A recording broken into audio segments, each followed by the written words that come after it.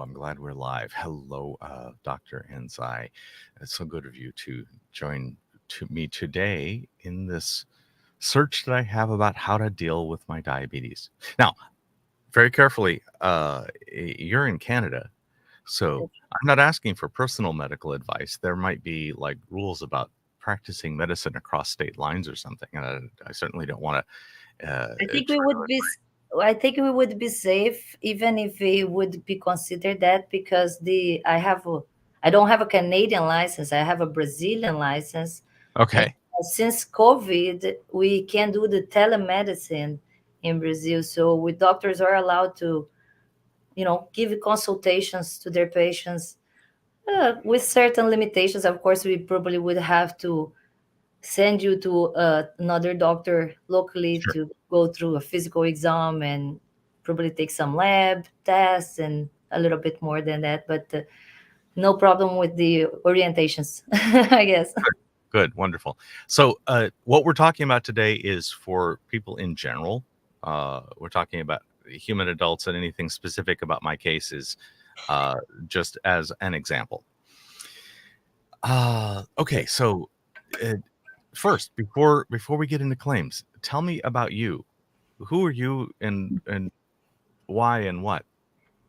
Why am I here? What am I doing here? Nice merch there, like nice shirts. Thank So I you. think that is where we met originally through Mm, street epistemology, yes. uh, where we became friends through those channels. But I think my introduction about myself would be that I'm a medical doctor, Mhm. physician, graduated in Brazil, and now I live in Canada. I don't have my Canadian license yet, um, and um, and I think it's one of the few times that I come to talk about medicine because I'm Mm, quite have like a podcast talk with a lot of people, but more about impossible conversations, let's say, things that culture war and the cancel culture in the last couple years. So interviewing or talking to people that I admire, read books from, mm, and we became friends through one of those. Uh, I think read, cordial curiosity, mm. and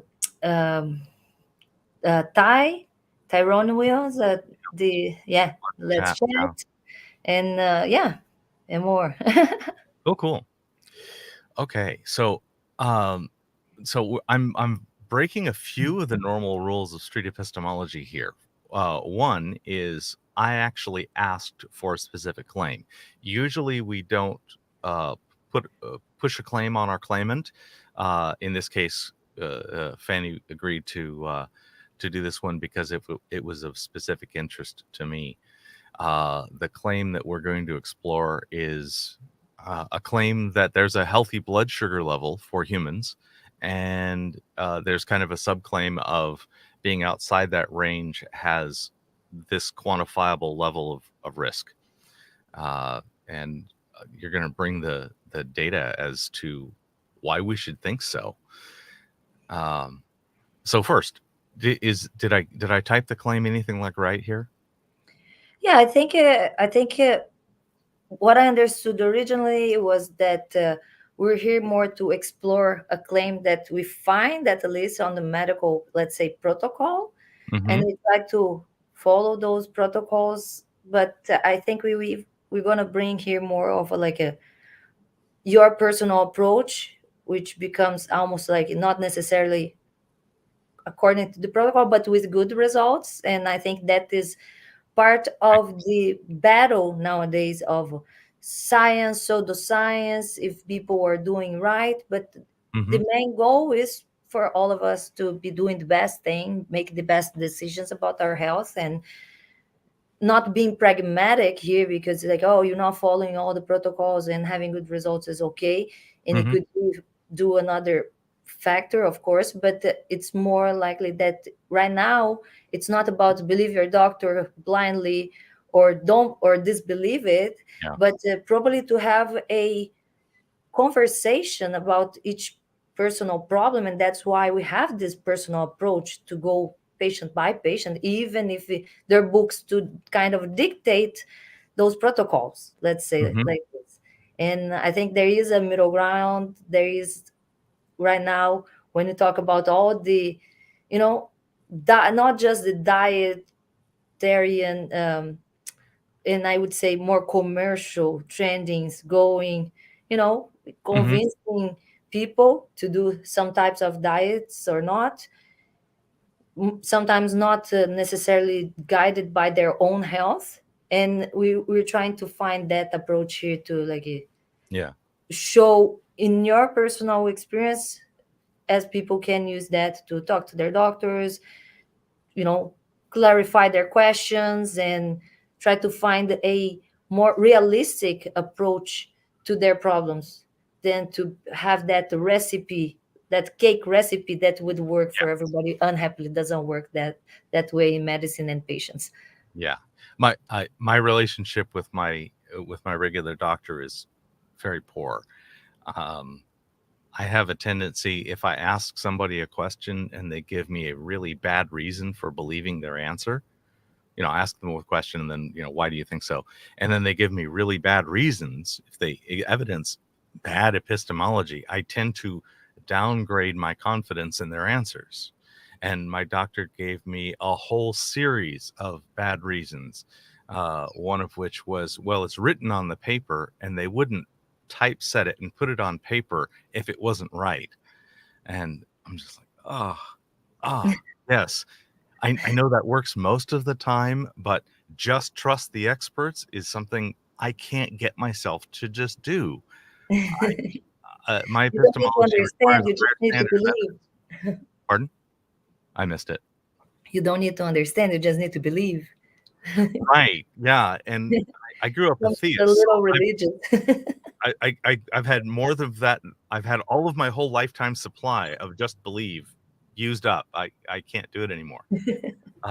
So for me, I have to take a crash course in how to read studies, and I have to this and I have to that, because I find for myself it's actually very hard for me to take on new beliefs. Some people might say I'm being a pyrrhic skeptic, and pushing way too far. Okay, so let me define terms. Okay.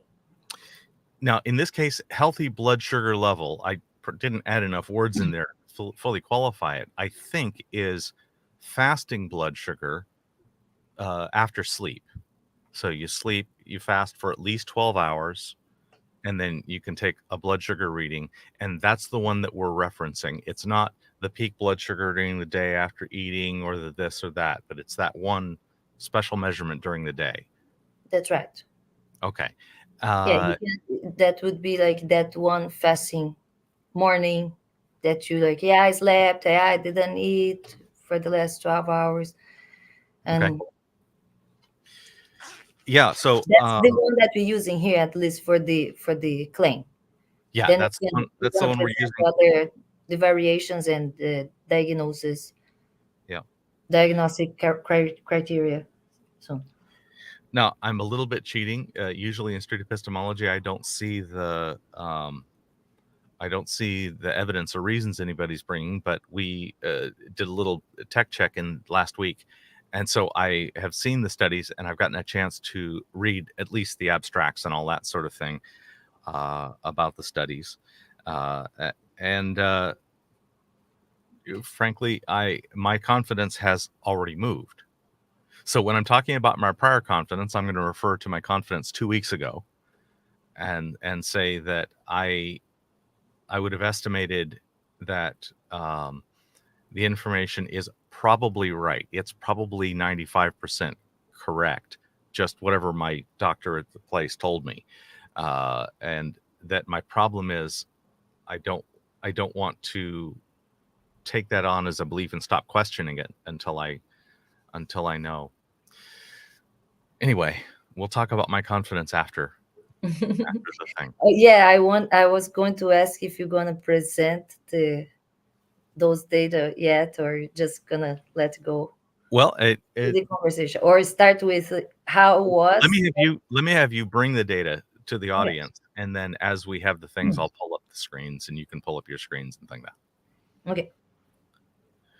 So, tell me why 70 to 110 milligrams per deciliter is the right healthy reason. What the right healthy level? Well, I even asked you to move a little bit the range. Let's start with Yeah, that. Just yeah. because you had put 80 to 94, which we Hmm. found in some studies, we're going to talk about more specific risks, relative risks to diabetics. And it was for me a shorter range that would end up like everybody that is out of that, they feel like, oh, I'm abnormal, so I'm low or I'm high. And I put those specific numbers because this is what we find on the medical books. And Uh-huh. fact in fact it's the ranges that we would say that are not, that are normal, that don't Hmm. indicate therapy. So Okay. under 70 milligrams deciliters, you would have hypoglycemia. You're gonna definitely have symptoms. So it's rare to have a person with lower than 70 that doesn't feel at least dizzy, Okay. or weak. And sometimes someone that had like a passed out for like long Yeah. fasting or drank too much, different, even stress. But let's summarize, just that is the therapeutic range. So under 70 you would treat as hypoglycemia, and over 110 you start raising an alert, would be the yellow light. So I would say that 110 to 126 you would call the patient, say like, oh, let's observe, let's try to improve lifestyle, probably take care a little bit of diet, maybe exercise, and see if those lifestyle changes the results to a normal range under Hmm. in under 110. And during this time we hope that things improve, and not that you're really having like some type of a problem, that would be the syndrome that can cause these hyperglycemic levels over 126, uh, which would say it's a condition that is like a disease that's not going to kill you any faster than any other Okay. disease, but it still increase the risk of other deaths. And that is, I guess, is what is more interesting for diabetic patients to talk Yeah. about, how much more this risk is going to be increased. And also you have other associated disease. So yeah, you just have like, you're in a condition of like your body is in a condition, in an inflammation that it's gonna just propitiate you to probably have other disease. Okay. Yeah, I'm very much concerned with the overall risk. I get that diabetes by itself isn't the thing that's going to kill me. It's the things that it leads to, especially over long-term vascular illness, various other things that we'll get to when we address the studies directly. Um, just for context, maybe 6 months, 8 months ago, my blood sugar was running in a range of 200 to 300 in that measurement, with a typical of 240. uh, uh, Travis his is 83. Rock on, Travis. I think that's excellent. uh, and My doctor got all very alarmed, and I was kind of like, what are you talking about? What would be the right thing, and why do I know? And I got very bad answers. um I was not liking the treatments they were giving me. The metformin pill uh was causing me to gain weight at an uncontrolled, the best I could do was to keep gaining weight at only maybe a kilogram a month, and that was not good for me. So things So were just you getting. had symptoms to bring you to that diagnosis. So you were like already diagnosed with I symptoms. was Yeah, I got sick with a big infection, and when I went into the hospital, my A1C was only slightly elevated. The A1C is a measurement of hemoglobin that has had sugar attached to it in a permanent way, and that gets flushed out as your blood is cycled out on like a 53-day half-life or some number like that. So the A1C gives you a measurement that's meaningful for something like the last 50 days, whereas the blood sugar test is, this hour. And because of the infection, my blood sugar was very high. While in the hospital, I hadn't eaten anything in 10 days, and I was popping a blood sugar over 300. And so that was, oh, wow. But my A1C wasn't showing that. In any case, that was the As you said, it could be something specific with the condition that you were in during the infection. Your Mhm. blood, your body is not in your, better metabolism, like Yeah. function. While I was in And the that is hospital, nothing normal. as you had bacteria in your lungs and liver, probably, that passed throughout, like, your bloodstream. It might have caused, like, a little infection, inflammation of your pancreas, and that decreases just like the amount of insulin you can make, or gives you uh, uh, a resistance, peripheral resistance of insulin. So you have the insulin, but it doesn't really work properly, and that will cause you that momentaneous diabetes, Yeah. Yeah. like Short-term which spikes in is the blood totally sugar. controllable. We expect that. We usually live on the prescriptions of. It's pretty much like the cake recipe of like SOS medications. We Mhm. always live uh, for hypertension, or for high or low sugar, which Mhm. it is kind of natural to have an imbalance during when you have like an infection, you're interned in the hospital. It's common to uh, answering the Travis questions. It's if I know Dr. Burns, and it's interesting because I'll have to get out of the screen for a second. Just Mhm.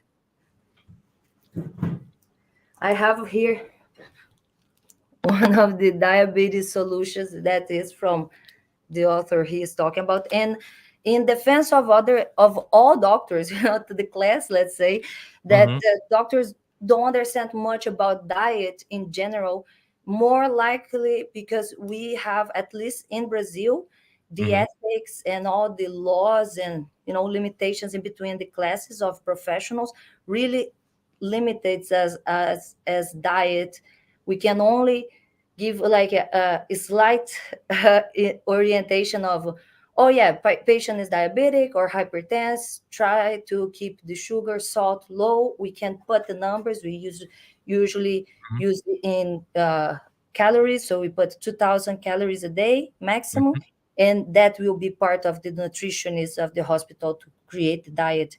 It would be, let's say, anti-ethic for doctors to even tiptoe over patients' diets, what they're eating or not.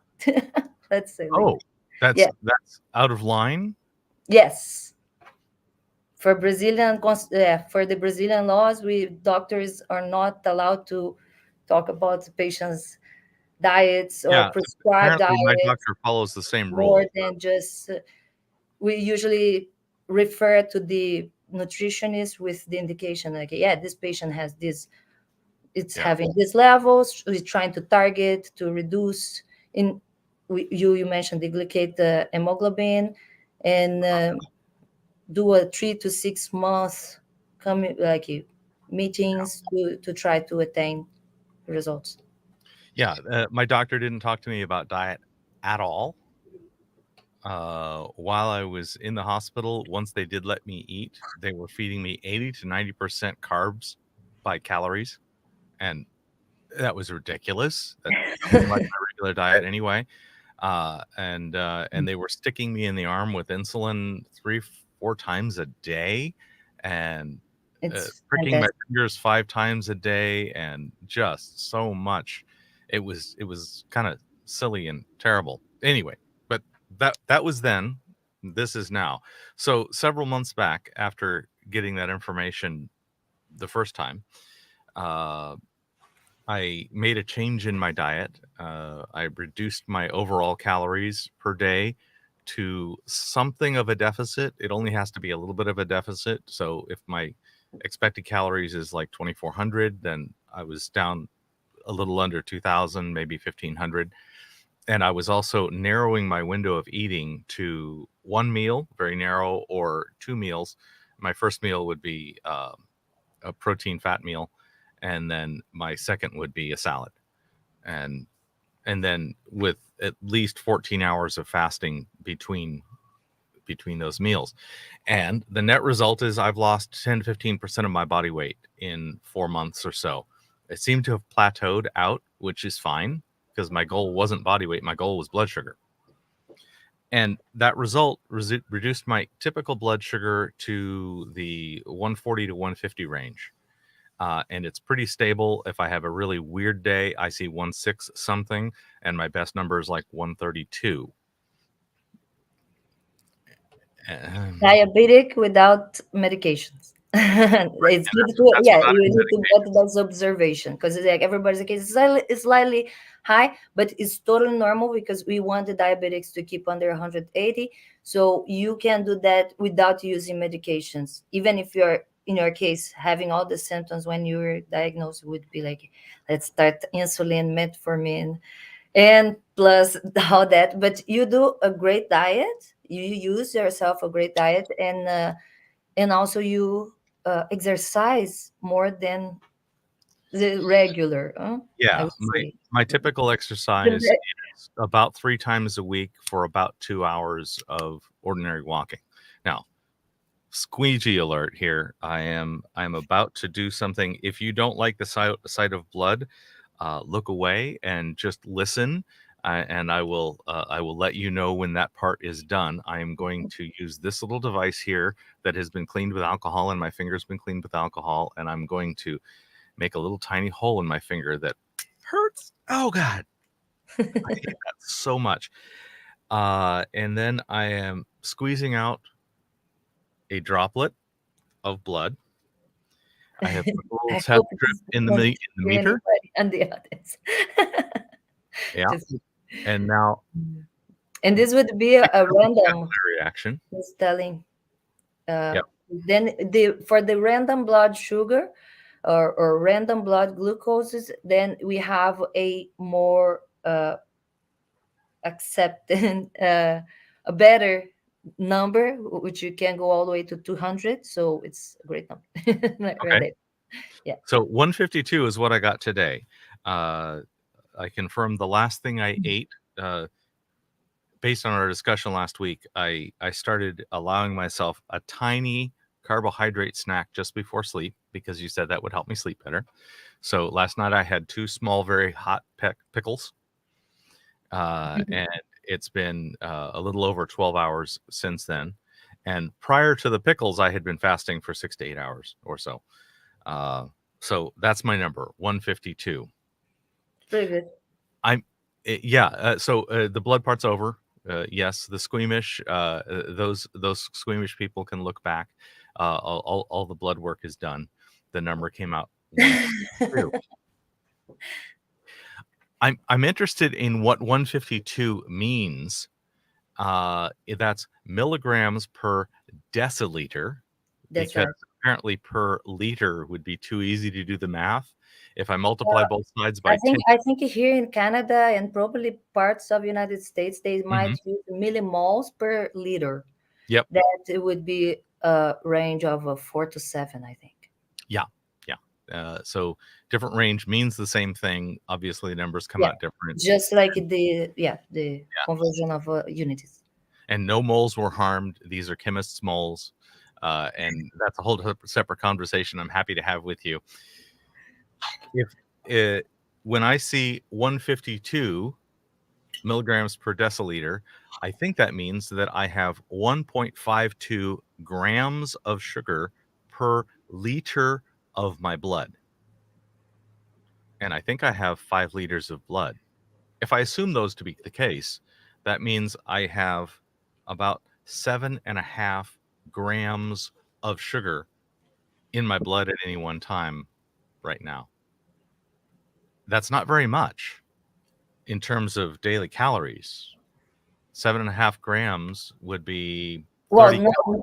that is the average of your constant sugar in that, with that number. But your daily, our daily consumption, it's even for diabetics, it's quite a high. It's up to, like I said, 2,000 calories. It's 50 Right. grams a day, which is like, of course you have to consider that all the foods, all the ingredients that we use to cook foods, the vegetables and the fruits, they already have calories the same way they already Absolutely. have salt.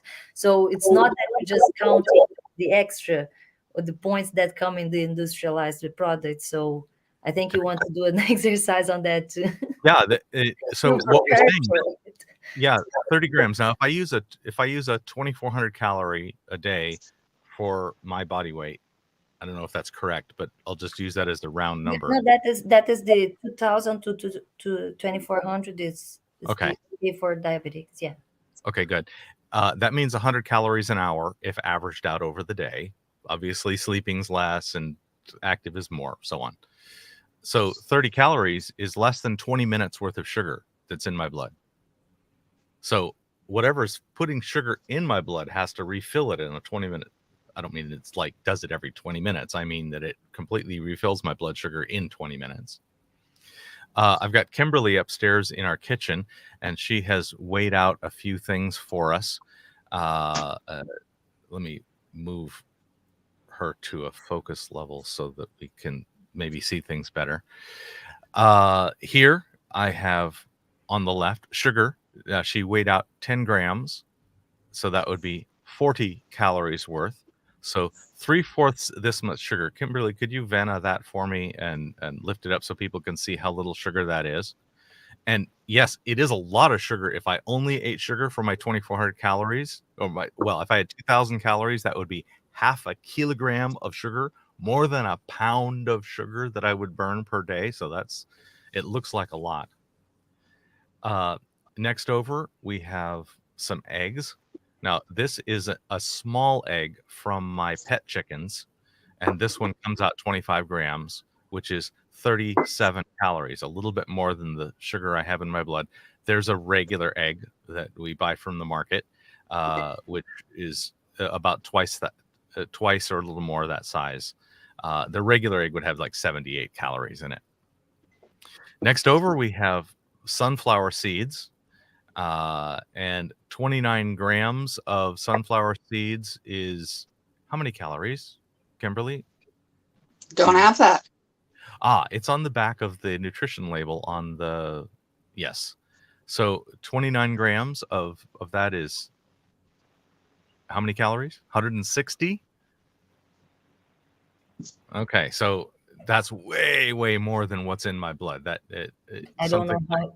I don't know if people can see there, but for me here is quite blurred. So It's blurry. Yeah. Okay.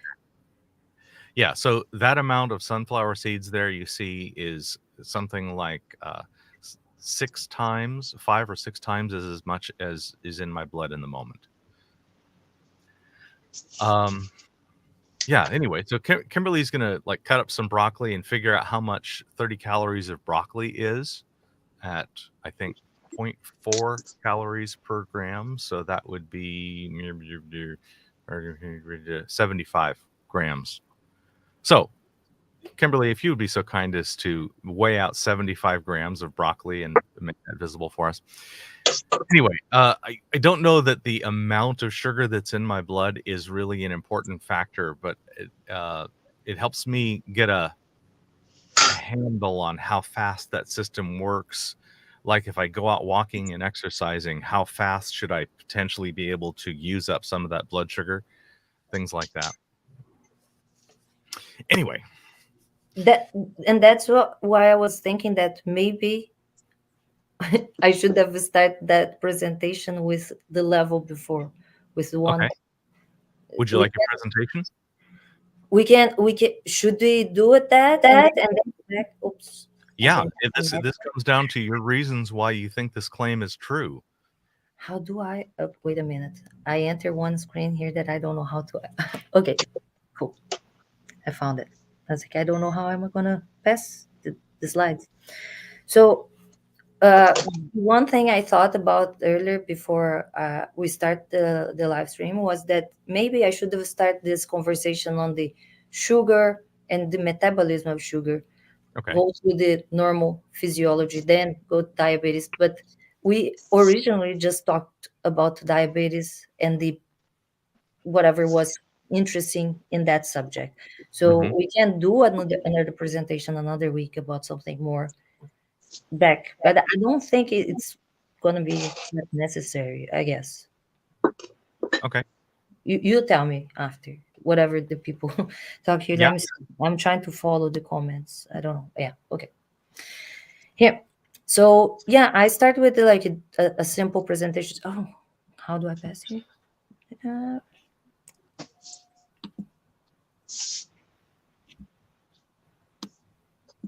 well, it worked before.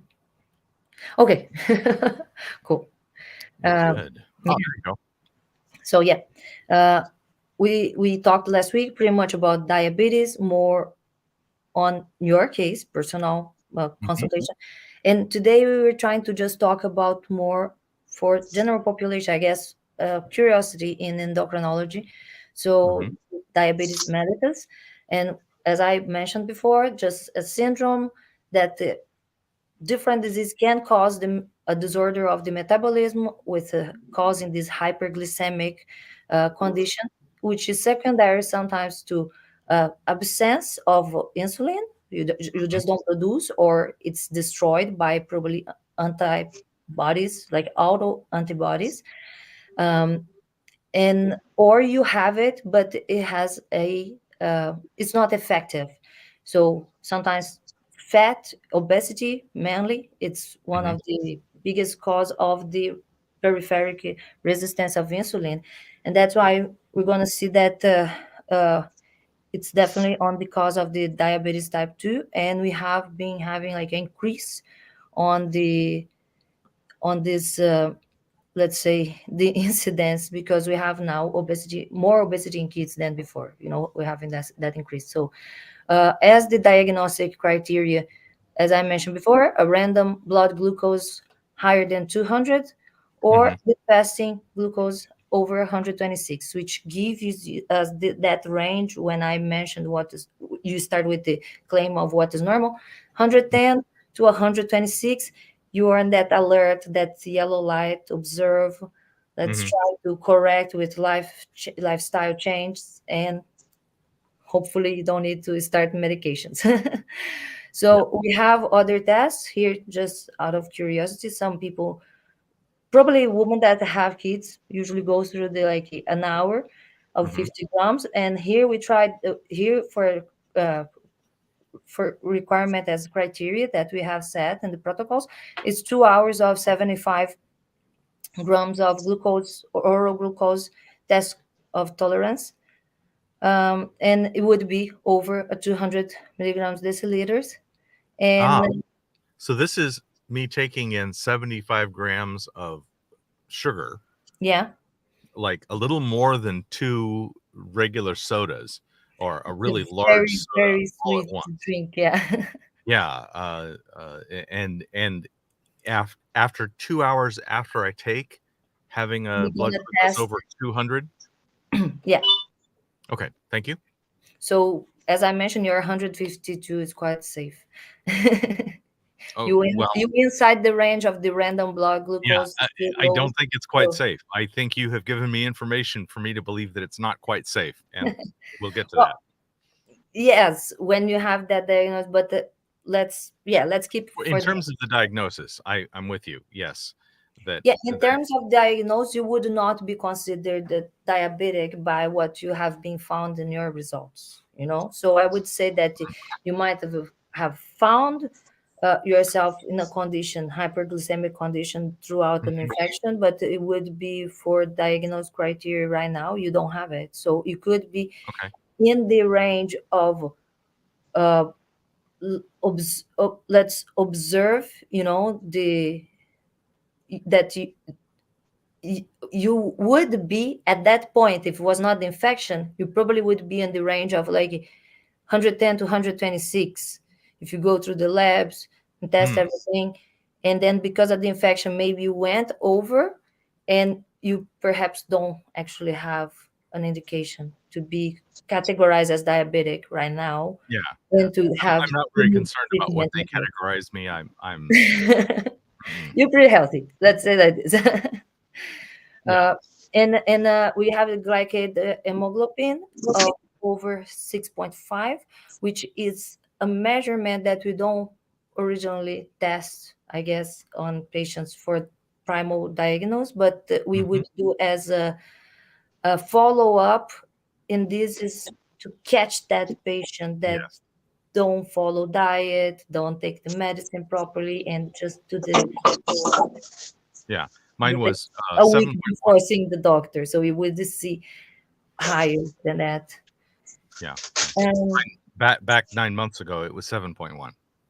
And so I definitely fit all the diagnostic criteria. We didn't do an OGTT, but I fit all the other ones back then. And back you're then, saying that now I may not fit as well, although I'm still reading that my fasting blood sugar is over 126. My lowest in the last 3 or 4 months is 132. well, it's because I consider that the one you showed at 150 would be a Mhm. random one since you Okay. didn't really fast. I So didn't. fine. I did. Oh, did you fast for? I have not eaten today. Oh, okay. Sorry, I I thought intentionally you. have not Yes, eaten. by the time I thought Yeah. you already had No, some. no. I have not eaten today. I will after this show.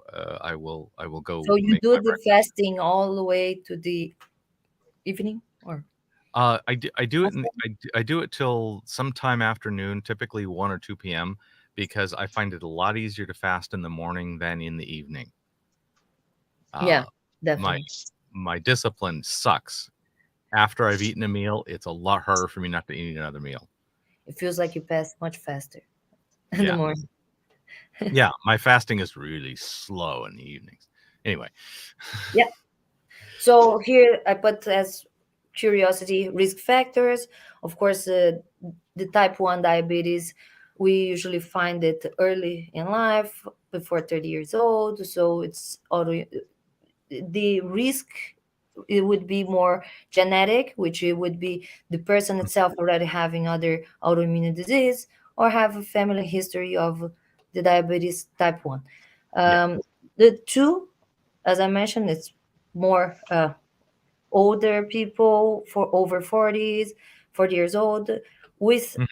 ethnicity, I feel like it's quite a wide range. So, and I've read that some of those specific, like Asian Americans, for example, or Mhm. even Hispanics, tend to have more of the diabetes, the type 2 diabetes, when they do really move out of their original places. So it seems to be more related to diet. I want to put a bookmark in the Asian American thing because that relates to one of the studies you brought me, and we'll come back to that when we address that That's study. right. I definitely qualified as obese prior, and I think right now I'm just under that line. Yeah, yeah, and especially the abdominal, but you definitely got much thinner now. Yeah, Yeah. overall, I tend to be very lean except in my belly, and that's I guess that means that I'm pear shaped or something if I let myself go.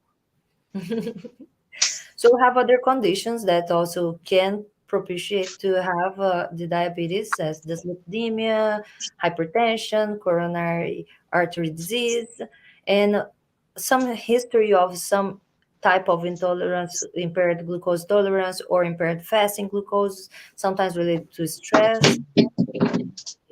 Very, rare case, but PCOS, gestational diabetes, as some people consider type 3 diabetes, delivery of macrosomic babies. It could be some woman underdiagnosed end up delivering macrosomic babies, and when you can't find that throughout the pregnancy, we end up testing a little bit longer, a little bit more. And of course, there are medications, antipsychotics, steroids, that can increase the risk of diabetes as well. So yeah. Okay. The clinical presentation, I thought was something interesting, just because there are the classical ones, which includes person feels thirstier, so polydipsia, polyuria, pees, more enuresis with a tendency to pee more at night than before. Weight change can have an increase or or lose weight, blurred vision when sometimes you have more of a chronic Mhm. underdiagnosed, and you already have some of the complications, frequent infections, slow healing wounds, and you have peripheral neuropathy Yeah. and erectile dysfunction as general, that can show in both of them. And as type 1, as I mentioned, you have people with usually like a genetic and, more like obese kids. Yeah. Type 2, increasing because we have more increase of the secondary obesity in kids as well. So, and older people, Mhm. just because we tend to accumulate with the years. Yes. No. Yes. So as complications, because I thought was an interesting point, because as we all see people, I'm not worried, I just have diabetes. The problems come not that late in life, and they're quite debilitant, Yeah. So the retinopathy, which gonna have the blurred vision and a decrease on acuity your sight, neuropathy, which you can end up having those. Uh, this is more of a Yeah. microvascular. The I first, experienced a little bit of neuropathy about 5 or 6 years ago when I first discovered that I was sensitive to sugar and changed my diet to eliminate sugar entirely, and all of those symptoms have gone away. I no longer have any detectable neuropathy. yeah, that is like it's more of a chronic manifestation of the diabetes, because Mhm. with the high sugar, your blood is very sugary. It's the hyperglycemic Mhm. state that it cause the inflammation and death of nerves as in the eyes or the peripheric members, limbs. And here we have the nephropathy, which is the same thing, but Mhm. in the kidneys. So you're going to start being more protein, usually uh, foamy pee. It's would be the symptom, or sometimes people mention to pee, and because there is so much sugar in the pee, it can, if you have ants at home, it will probably attract to the toilet. It's Wow. another, Okay. yeah, signal that you can find sometimes. And That's fascinating. we Ants attack the toilet. Somebody maybe has high blood sugar. Okay. so if you have diabetes, independent Mhm. of the type, you're probably going to do a screen annually Mhm. for all of those problems, eye fundoscopy, and check your probably, we do urine exams to Mhm. see what the sediments in your urine, to check your kidneys. And there are some sensitivity exams that we do in the physical exam, probably to test if you're having any decrease on the sensitivity, peripheral sensitivity. And that's we give a little bit more time for the type 1 after 5 years of diagnosis, because it's an early diagnosis, as we mentioned. And Okay. then as soon as we grab a type 2, we don't usually know how long it could be underdiagnosed. We Yeah. do it annually anyways. Macrovascular, it's like we very much, when we find patients that already have some coronary artery disease problems, cardiac problems, the smoke cessation is the definitely the first and most important, Hmm. lifestyle change. And we have Smoking the cessation same more than problem. diet? The smoke cessation, well, now we are trying to reduce the complication, Oh, because okay. the inflammation of the veins, it's inevitable. So we're gonna have the coronary artery disease. The smoking, it just makes I um, assume it's inevitable unless you can association figure with. out a way to get the blood sugar back to a healthy level, right? We try to then have targets. That's what I we're Okay. gonna try. We try to set targets of blood pressure and cholesterol. Like I mentioned, underneath as the peripheral arterial disease, which Mhm. is the coronary artery, because all the arteries are in inflammation, and probably will have some inflammation, and probably sclerosis, stenosis, um, and reduce the lumen here you can see on this side, this is one of the coronaries on the heart. So you Yes. have that stenosis, and then therefore we're going to try to reduce the blood pressure and keep it under the 130 to 80 millimeters mercury, and a low part of the cholesterol, the LDL, target below 2 millimole liters, to make those, reduce those complications, the risk of those complications mostly. And if, of course, in cases of ischemic stroke, then you're going to start other medicines, aspirin, statin, and yeah. Yeah. Okay. So there's a lot of rabbit trails I could go here. I could talk. Yeah. I could get all pokey about the cholesterol question, because that's one of my favorite reasons to say doctors fail to learn fast enough. That there's a lot of data about cholesterol that has not apparently reached the clinical front.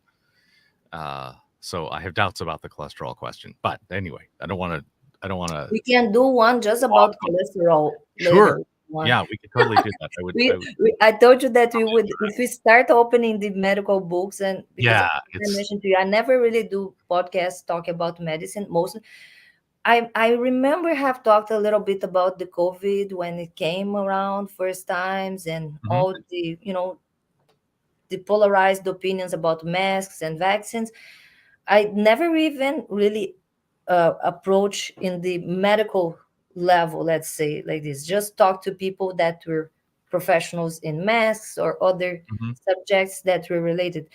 But as I mentioned to you, if we start opening the medical book, I think we're going to probably have to come every week, every Tuesday for medical things. And then we can keep the Thursdays or another day for street epistemology, basically. Sure. Yeah, we are sort of in the form of street epistemology, though we're getting a lot of detail on the reason. So I don't want to cut short your presentation. Is there more to it? Yes, there is well, I put here a little bit of the management, because I think that is the one thing that everybody, even if it, like, okay, what do I do if I'm on that edge? As I mentioned, if you in between the 110 to 126, you have to just watch and try to improve lifestyle. But there is, oh no, I already have a type 1 or type 2, what am I supposed to do? Yes. And I think it becomes a little bit on like, let's summarize type 1, because those patients have already a good idea what to do. And here I put more for curiosity. They have to deal with multiple daily injections. Usually young children already start with insulin pumps, and when you're older and have symptoms at diagnosis, sometimes we do start insulin and we do the subcutaneous, and those can be super complicated. We can do an entire show just about this, and I didn't put much. But most important is, I think, is the blood glucose control, to have those numbers quite set as what you're supposed to expect, so you can have that for yourself as well. I know I can go all the way to 200 whenever I decide to just measure, Okay. And so if you're measuring not in that into the fasting window, but during the rest of the time, then up to 200 would be not alarming. Not alarming. Yeah, that's right. It's a the preprandial would be like the fasting, and the afterward, the postprandial, or the random, what I would prefer to use, is like, then you can do whenever you feel like you could be abnormal. Do the one in the morning, and then set some time that you're gonna do throughout the day, and get your random all the way to 200. It's good. It's a good number. It's a safe number. All right. And we'll get to the why on all of that. I have those whys actually queued up for whenever you're ready for them. So go ahead. When you had your diagnosis, you said you had your glycate hemoglobin tested, and was what, I don't record what the number you said. Hello, Ross. Ross has a question. I don't know what question. Hello, Ross. So what was your glycate hemoglobin? 9 months ago, it was like 7.1. You This were is still, A1C. so you see that, that's what I mentioned, that you already had like a lifestyle that didn't even show you were not out of the normal, you know. Yeah. So even with a diagnosis of type 2 at that moment, you would still under just like a lifestyle intervention and check in 2 to 3 months if you would need to add metformin. And over 8.5, then we start metformin. And if it's symptomatic, then we're probably gonna add an insulin there until we get it controlled. Okay, I'm just No summarizing to not surprise, my become doctors didn't repeating. follow these guidelines. What I feel sometimes, and it could have a difference. Here, I'm using probably books that are more Canadian, but I think the difference in between the Canadian and American data is quite like probably non-existent. Many people are trying the test here at the same time as they trying to apply for license in the United States and use pretty much the same books. So I It would is not, just America's but I hat. would say that in the practice, what I see people telling me, not necessarily about diabetes, but I've heard about simple things that they are just sometimes some doctors are over caring of giving, oh, you just put a new piercing in your ears 30 days without going to water. And I was like, wow, that is exaggerated. And other people really say it's like, oh yeah, no, I apparently I had some some blood glucose tests a bit normal.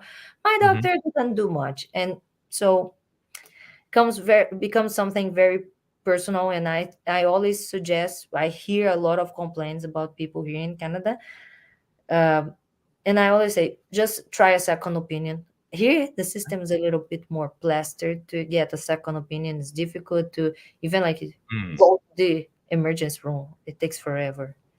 Oh, okay. To be saying Yeah, so.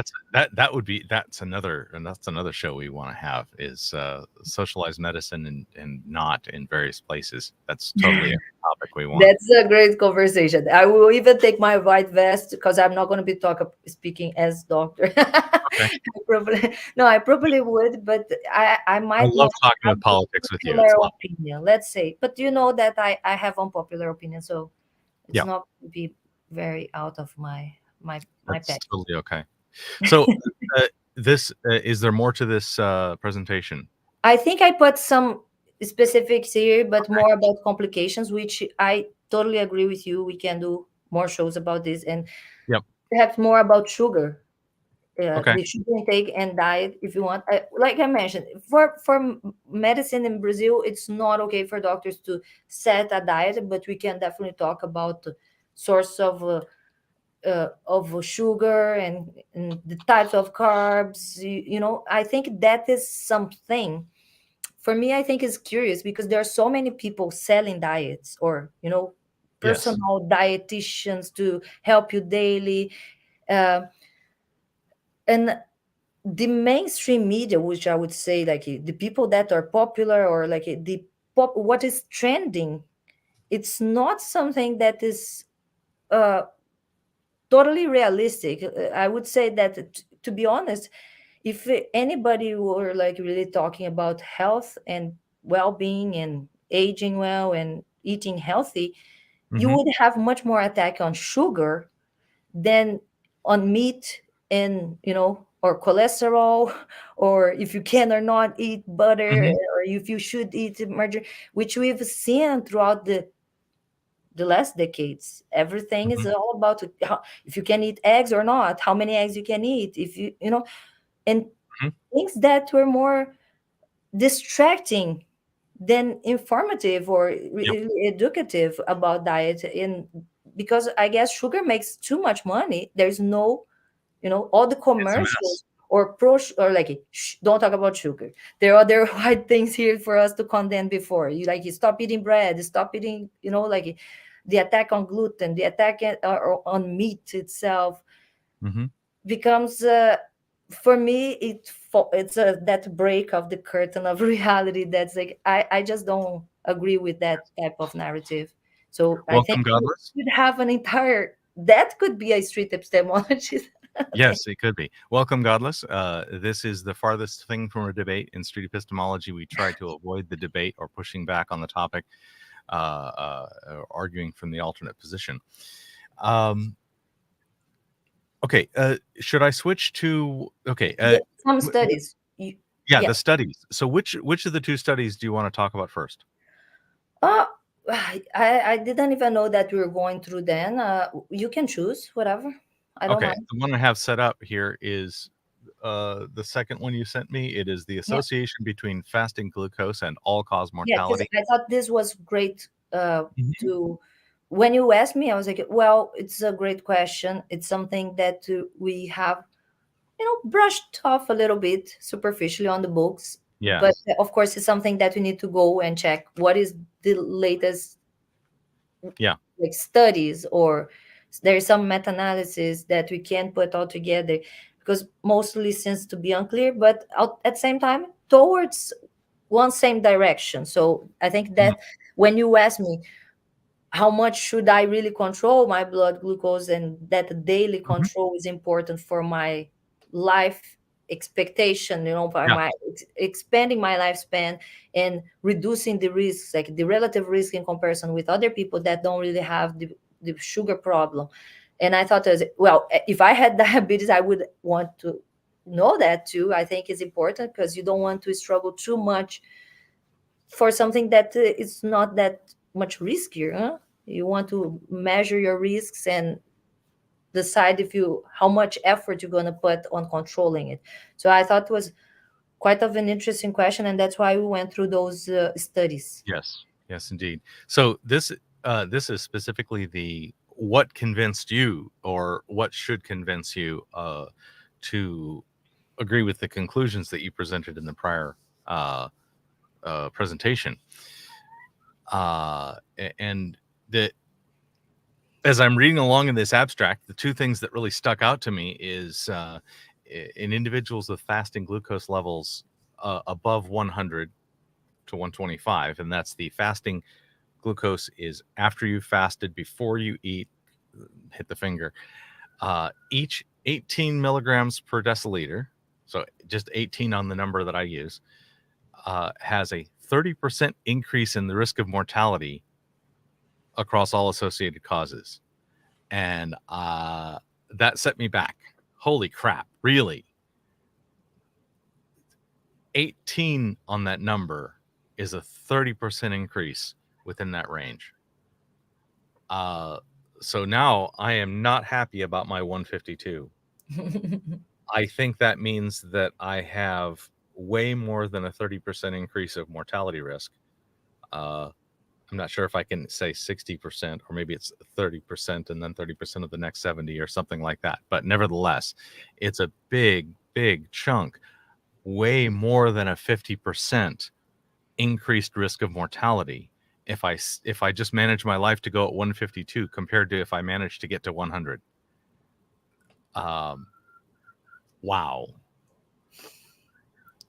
Do you find that that proportion reasonable? Do you have reservations about that basic notion that 18 on the number makes a 30% difference within that range? I think the percentages is scary. The number, it might be like, well, it's difficult because we use absolute numbers that universally speaking, it's very different from what is the reality of taking everybody and studying. But I would say that 1% increase of risk when it comes to yourself individual, Mm-hmm. it's a big number. So it is quite scary. That's why I told you, like, Mm-hmm.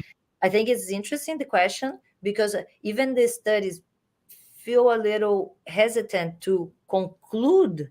It's definitely that it turns towards that, no, we have an increase, a relative risk increase Mm-hmm. in all the mortalities when we are studying that specific, trying to isolate that specific data.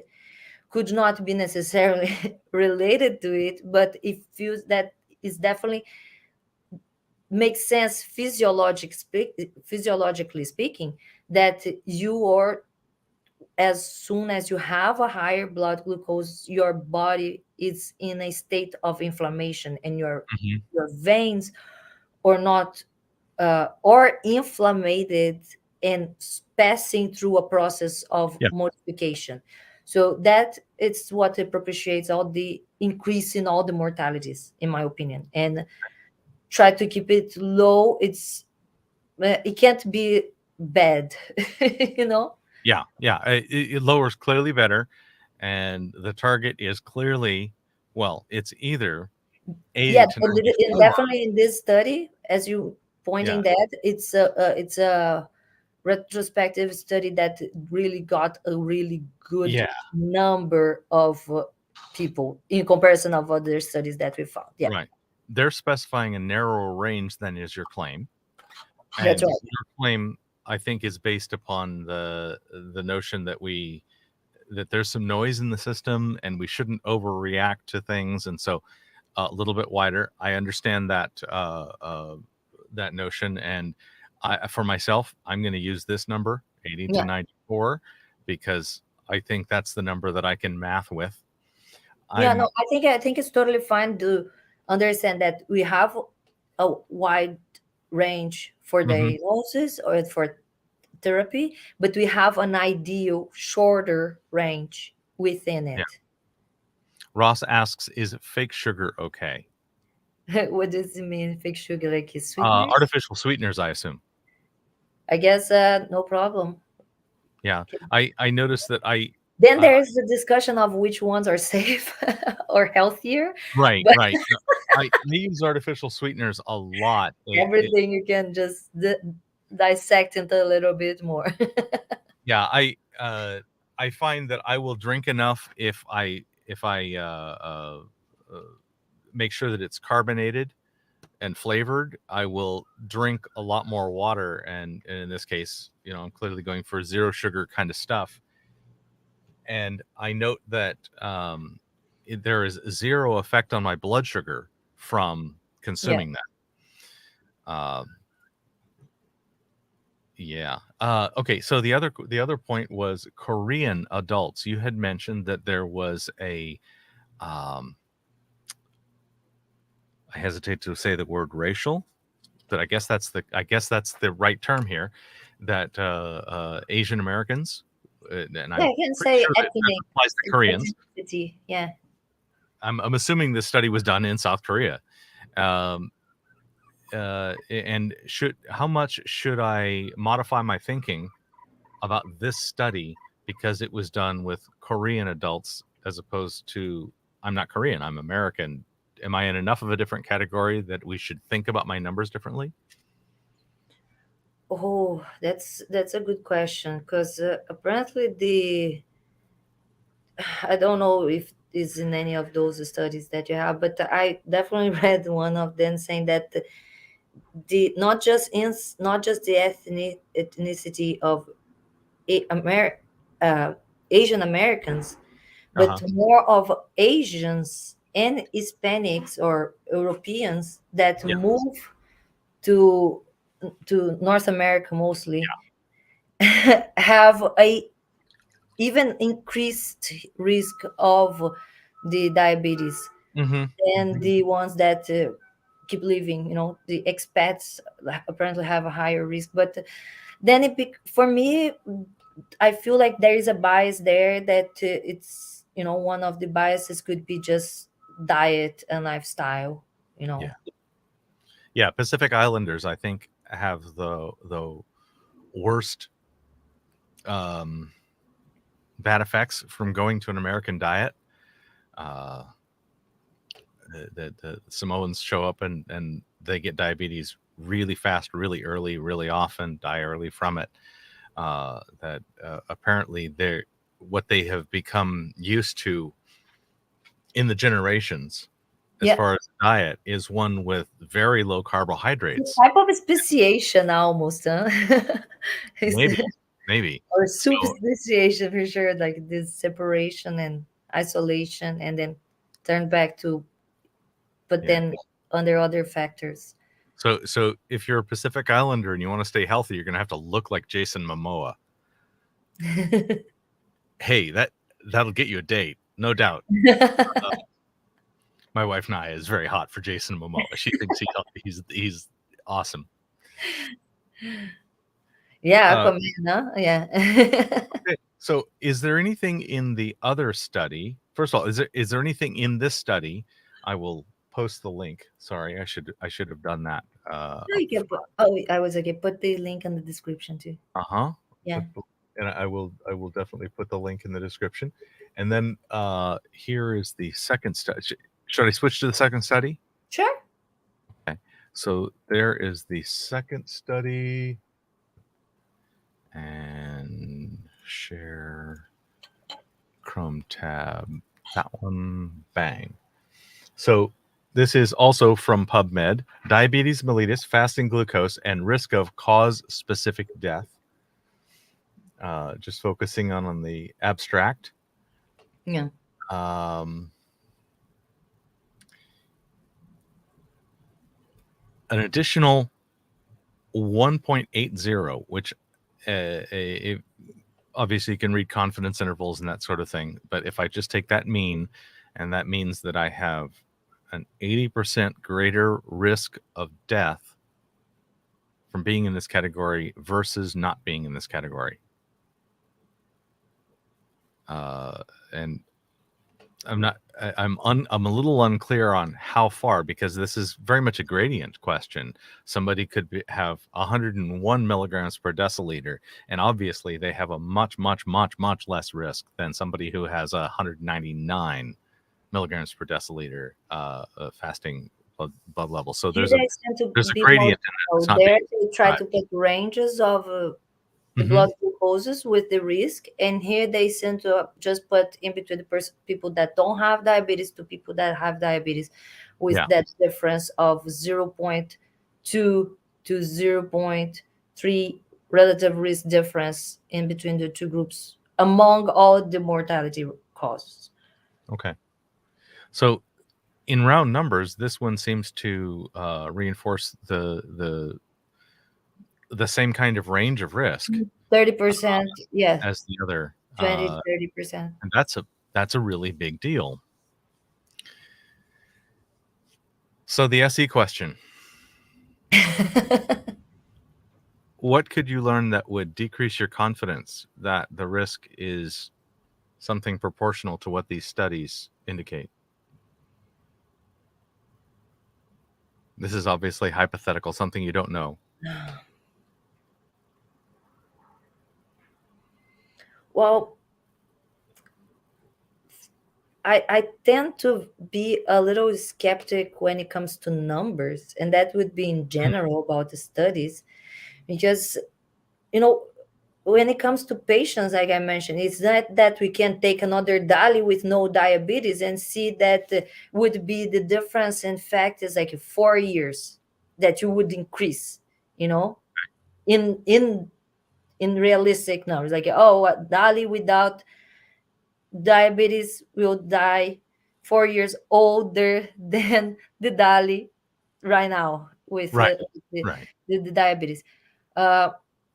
So for me, it's kind of difficult to find, I guess, because studies also we search. When we search, we find things that we're looking for. Like you mentioned, it's difficult to think. Sure. It's like, okay, I would have to search, so I need to search.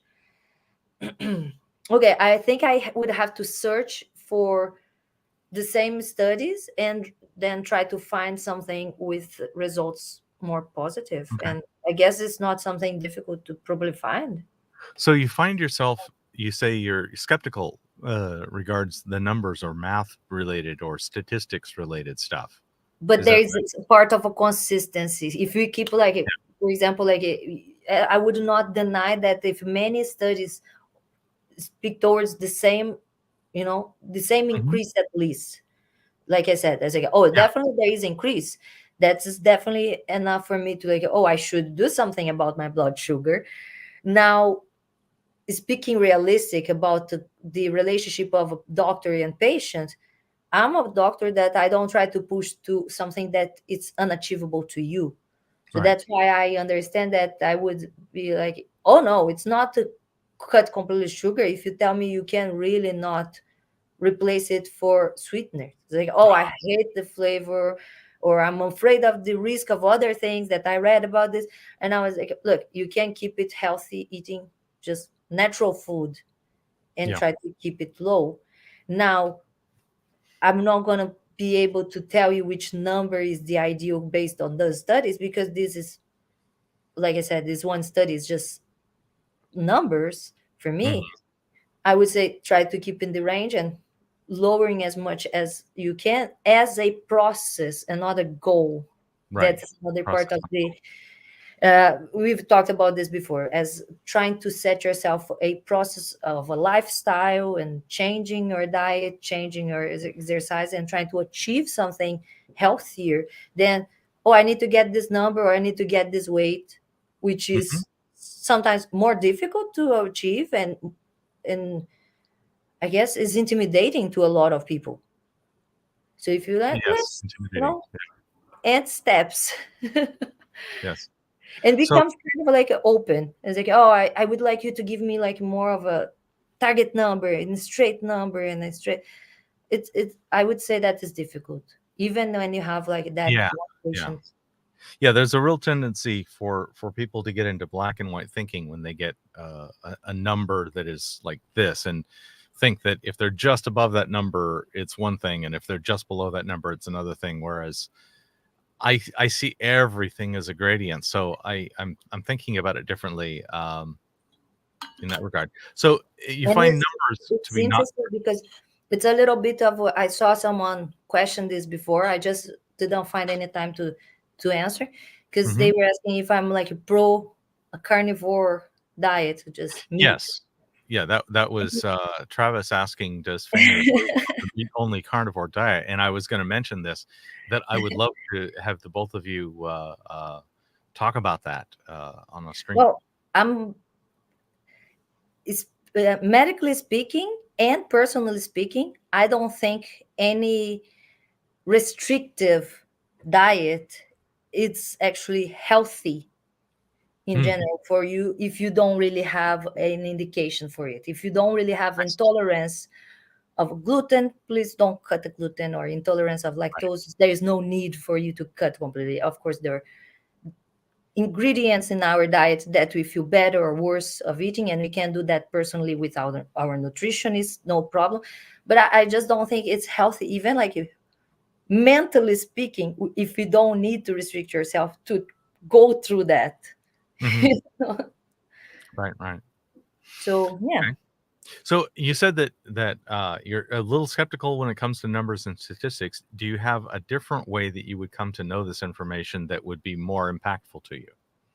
Well, I think I'm not totally skeptic, because, like I mentioned to you, there is a type of consistency, a pattern that I Hmm. still try to look for. So, if many studies, even if they're not conclusive, but all of them have an increase of the mortality rate, I definitely understand there is this increase. I cannot deny it.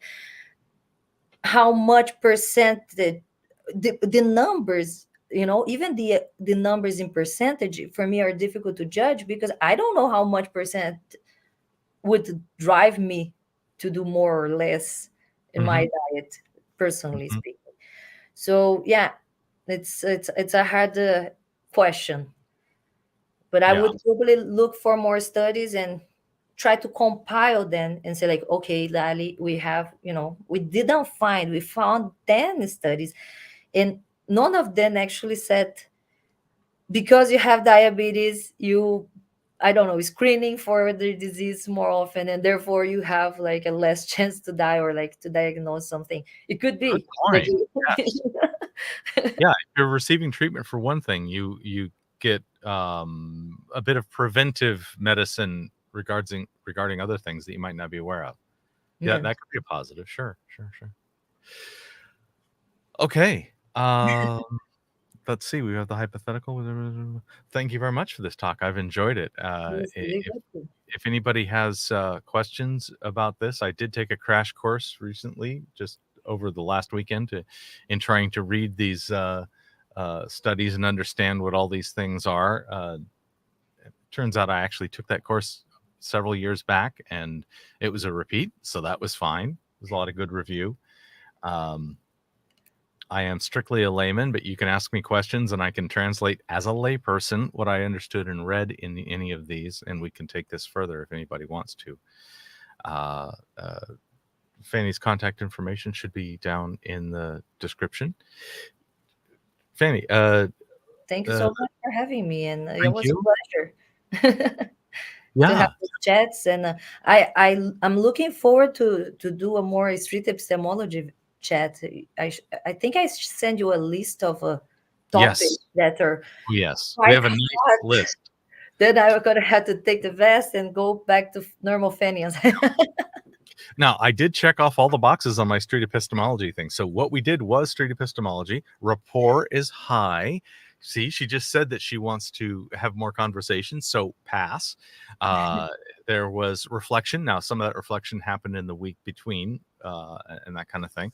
My confidence has risen from mid 90s to about 99.6 sigma 3, that this risk, that I understand the risk somewhat proportionally in very fuzzy numbers, but that risk is probably the biggest single risk that I have to deal with in my life right now. So this change that I have done to my body and the change that I have done to my diet, it looks like I have to double up. I have to double down and do I it. would say that just to keep that up, it's probably good enough to get that. That if I just keep up my current thing, well, the thing is my blood I sugar would has say. plateaued. Well, It is I quite would consistent now expect for 2 that you months. would have once in a while, like something like that. Because I don't know if you should. Uh, Perhaps yes, you can still reduce Yeah, your calorie intake, your daily I'm calorie gonna intake. have to. Yeah. When I'm looking at this number, and I'm looking at that extra meal and going, "You're gonna fucking kill me." I mean, not that meal that day, okay? Understand it's spread out over a much longer time frame, and the change that I've made in my body, if you watch any of my other videos, you get to see me full screen, so I'm not going to worry about trying to back up so you can see what's going on. You can see my channel when things were put up to see my weight going up and down. But yeah, I think I have to do that. Nathan says, or increase exercise, and I'm going to answer that. There's a YouTube channel I follow, Med Life Crisis is the name. This is Dr. Ronan Francis, I think. He's a cardiologist from the UK. And he talks about exercise, and he says the base level of exercise for people, the one that gives you the most benefit before the curve starts to shift, is 3 times a week, 30 minutes of walking. My exercise is double that. It's 2 hours of walking 3 times a week ish. And he showed me the graph, and basically the second doubling has less benefit than the first doubling. The next doubling has less benefit than the next doubling, and then the following one, it reverses. Diet is much more of this work on the weight and the calories than the exercise at the end. Yeah, if I were to double my exercise again, the curve reverses. The benefit to me actually reverses. So yes, I could add exercise, and that would have a positive effect on my blood sugar and a positive effect on my caloric consumption and things of that order. Notably, to double my caloric consumption in a day, I have to walk 9 hours a day in round numbers. Yeah, then there's the an upper limit as to how much I can get done. The one step now would be not increase the aerobic exercise, but probably give you muscles, which would increase your consumption. Yes. lean muscle mass in the long run is a huge advantage. And of course, we can talk about how many calories. Like walking a mile at my weight is about 100 calories, but that's not really the case, because for the next 6 to 8 hours, my caloric consumption is higher. So these are very imprecise numbers. It's more complicated than that. It's always more complicated than that. But yeah, I right now I'm pretty satisfied that my level of exercise is about optimum within very sloppy numbers. I could add 50%, no problem. That'd be just great. Wait, just a question, just out of curiosity now. Are you like put exercise jogging clothes and go for it, like it, or it's more like you walk this amount of this Yeah, distance every like once in a while? What is your, how do you measure this exercise? And what it's you do? walking that would be on flat ground 3 miles an hour, and I live in the hills, so that's 2 miles an hour, because I'm constantly going up and down hills, and I have a pretty regular route, because my favorite excuse to go walking is to walk to Naya's work and walk her home. Okay. So there's a constant route that I go over, and that round trip takes 2 hours. And you usually do this in the end of the day or the beginning of the day? She gets off work at 4 p.m. I Okay. leave here So at you 3. We usually get back eat at 5. and go exercise. Yeah, I eat at between 1 and 2 usually. Today I'm going to be a little bit later than that, and Yeah. and then then I go walk. And that is actually something good, because I was going to say, like, if you do that light exercise, even if it's light, which is supposed to be when you do after meal, but Okay. the exercise after meal increase your metabolism Oh, more than nice. So exercising in another time of just the day. Yeah. synergies. Yay, we love synergies. That's great. We try, we try to like, say like for old people to just like it takes a couple walks around the table, when you cannot really Mhm. go out, but after meal, it's definitely increased it. Yeah. Yeah. Yeah, Gina does weight training and cardio. Excellent. I mostly avoid weight training because I'm one of that bell ender on one side that gains more muscle from helping you carry your weights in from the car than you get from carrying them for the rest of the month. If I do heavy weight lifting, my muscles grow so big that my skeleton can't deal with it too fast. I can bulk out, I can hulk out real easily, and I want to be nice to my shoulders and not do that so hard.